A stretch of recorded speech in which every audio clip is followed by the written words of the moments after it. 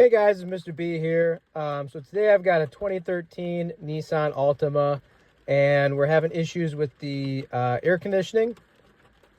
And it's possible that the AC Auto Amplifier has gone bad on your vehicle if you have this Nissan Altima. So I'm going to take some time to show you what I found and what to look out for. So we're still having issues with the air conditioning not working. The switches and the panel all work. I've got it disconnected and I'll explain why here in a minute.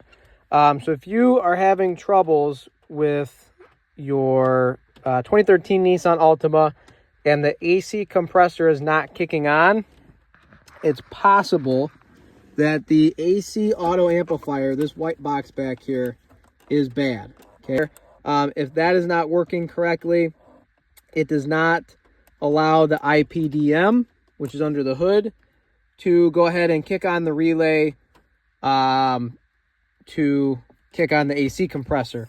The reason why I know that I don't have an issue with the IPDM under the hood, which is this piece over here, is because I ran the test. So there's a way to test the IPDM. Now I know that there's refrigerant in the system, so it's charged. And there's plenty of refrigerant in the system, the right amount. And I'm going to show you guys how to run the test to test the IPDM. You have to push the start button twice until it's on. And then you come over here to your door switch, you push it 10 times. 1, 2, 3, 4, 5, 6, 7, 8, 9, 10. And then you turn the vehicle off. And then you turn it back on, push the button twice. And then the horn beeps. The windshield wipers are gonna go.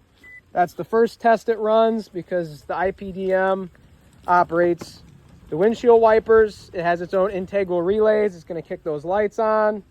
Oh, hey, that one's not working. But it's gonna kick those lights on. Eventually it's gonna do something with the turn signal. There we go, or the brights. Turn signal, there we go. Okay, so the lights are on. And you can hear the AC compressor.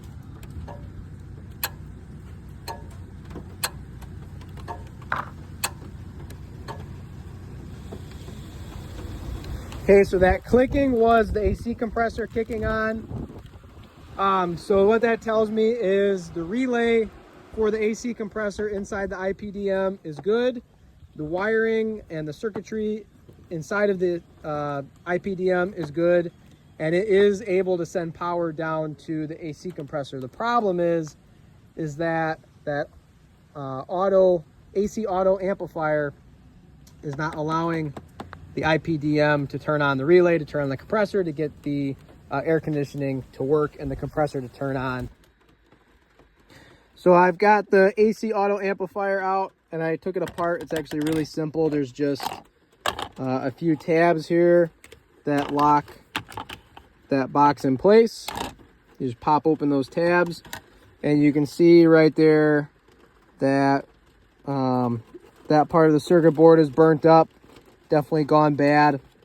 Definitely not, good for it. And it smells like burnt electrical. So I'm gonna, make sure there's not a short. It's obviously burnt up. So the fuse that kept blowing is that 10 amp right there. I'll point it out. That 10 amp right there. That 10 amp kept on blowing.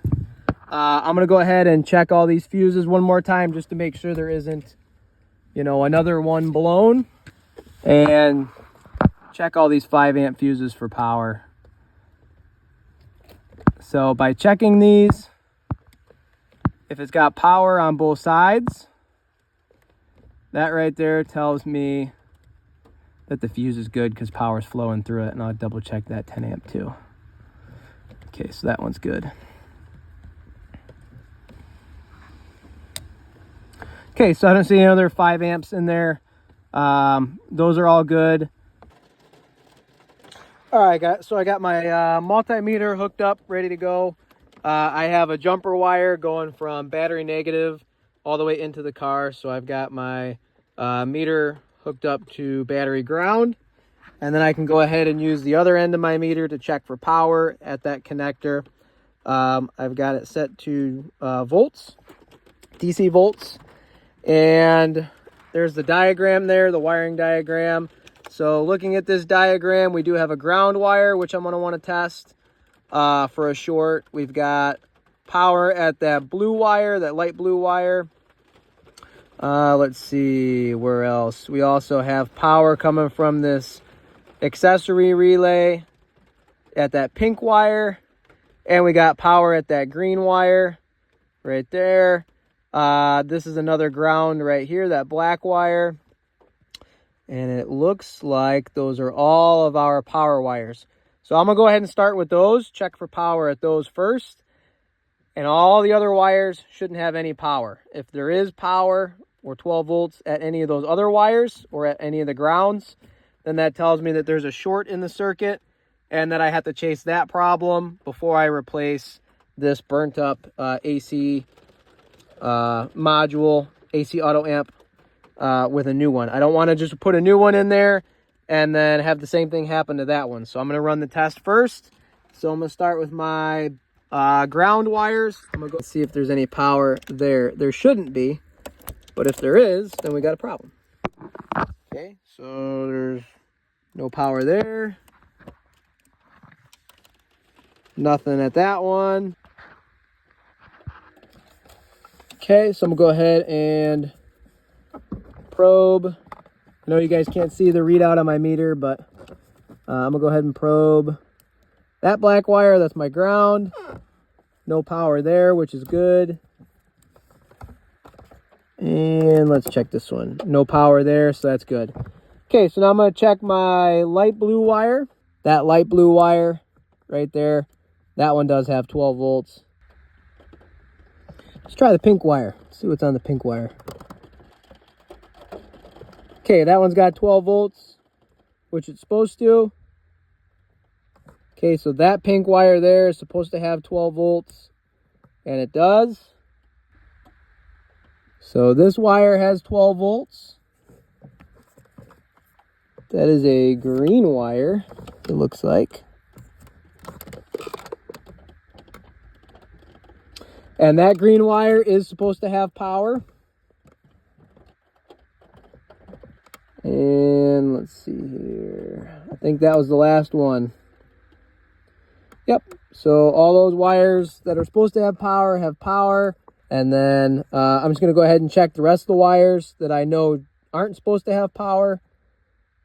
Or 12 volts, I should say, you know, battery power. And go from there.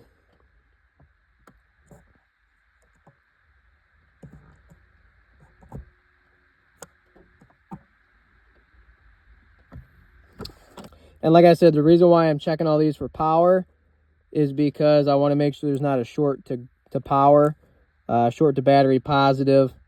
Otherwise, if I put a new Auto AC amplifier in here, then I will have issues. To say that the circuit is fine, and it's just that this Auto AC amplifier burnt up on the inside.